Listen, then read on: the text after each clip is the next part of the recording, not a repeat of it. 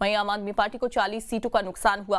आप का strike rate 31% ही रहा। बीजेपी को 2020 के चुनाव के मुकाबले वोट शेयर में 9% से ज्यादा का इजाफा हुआ है। वहीं आम आदमी पार्टी को करीब 10% का नुकसान हुआ।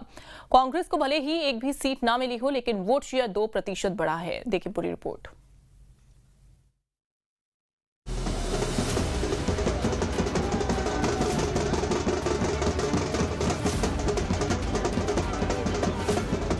देश की राजधानी दिल्ली में बीजेपी का वनवास खत्म हो गया है। बीजेपी ने दिल्ली विधानसभा में 27 साल बाद स्पष्ट बहुमत हासिल कर लिया है। आम आदमी पार्टी को दिल्ली की जनता ने बड़ा झटका दिया है। 70 सीटों वाली दिल्ली विधानसभा चुनाव में बीजेपी को 48 सीटें मिली हैं, तो वही आम आदमी पार्टी को बड़ा नुकसान हुआ है। आम आदमी पार्टी को सिर्फ 22 सीटें मिली हैं, जबकि कांग्रेस लगातार तीसरी बार अपना खाता भी नहीं खोल पाई है। इस चुनाव में आम आदमी पार्टी के कई दिग्गज चुनाव हार गए हैं। खुद आपके संयोजक और दिल्ली के 3 बार के मुख्यमंत्री रहे अरविंद केजरीवाल को नई दिल्ली विधानसभा सीट पर हार का सामना करना पड़ा है। अरविंद केजरीवाल को बीजेपी के प्रवेश वर्मा ने हराया। प्रवेश वर्मा को नई दिल्ली विधानसभा सीट पर कुल 30,088 वोट मिले। वहीं अरविंद केजरीवाल को 25,999 वोट मिले हैं। हार और जीत की मार्जिन 4,089 वोट रही।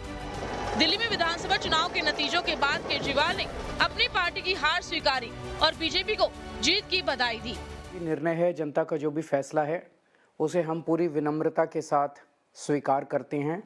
जनता का निर्णय सर माथे पर।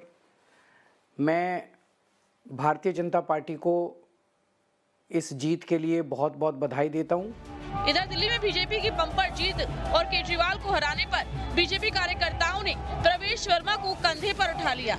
इस ऐतिहासिक जीत के लिए प्रवेश वर्मा ने दिल्ली की जनता का आभार जताते हुए कहा कि अब दिल्ली का तेजी से विकास होगा, हमें केंद्र सरकार का साथ मिलेगा।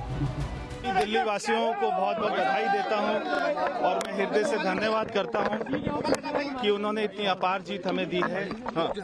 और इतने लंबे समय के बाद में यहाँ पर भारतीय जनता पार्टी की सरकार बनी है।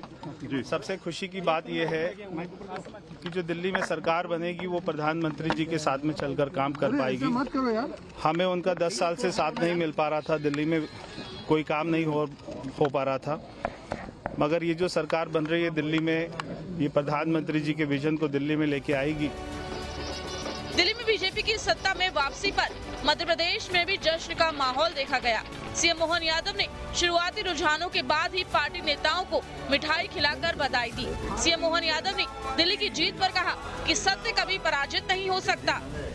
सत्य कभी पराजित नहीं होता है। यशस्वी प्रधानमंत्री जिस प्रकार से लोक कल्याण की भावना शासन चला रहे हैं, तो दिल्ली वासियों ने भी विश्वास व्यक्त किया। पहले हरियाणा, फिर महाराष्ट्र, उसके पहले दिल्ली, ये लगातार जीत का सिलसिला जारी रहेगा।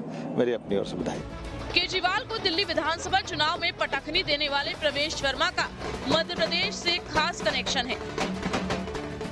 प्रवेश वर्मा का ससुराल मध्य प्रदेश के धार में है। सास नीना वर्मा धार से वर्तमान में बीजेपी की विधायक है। ससुर पूर्व सांसद और केंद्रीय मंत्री रह चुके हैं। पत्नी स्वाति सिंह वर्मा सोशल वर्कर और बिजनेस वुमन है। स्वाति से साल 2002 में प्रवेश वर्मा की शादी हुई थी। प्रवेश वर्मा के 3 बच्चे हैं, एक बेटा और 2 बेटियां। प्रवेश वर्मा की जीत में उनकी पत्नी स्वाति सिंह वर्मा की भी मेहनत शामिल है। उन्होंने कहा कि इस जीत का पूरा भरोसा था।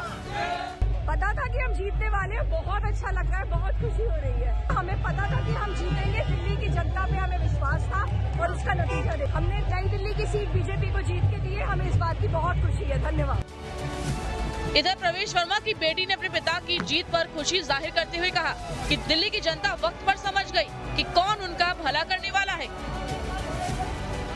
सब बहुत टेंस थे, लेकिन जैसा हम तीनों ने 4 दिन पहले भी बोला था, बहुत क्लियर कट विक्ट्री आएगी। बस सही वक्त का इंतज़ार था।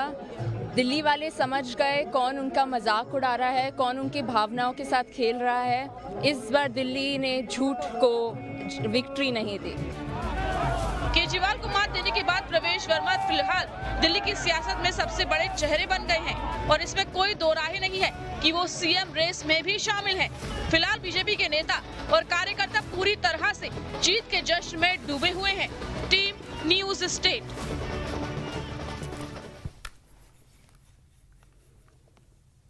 दिल्ली में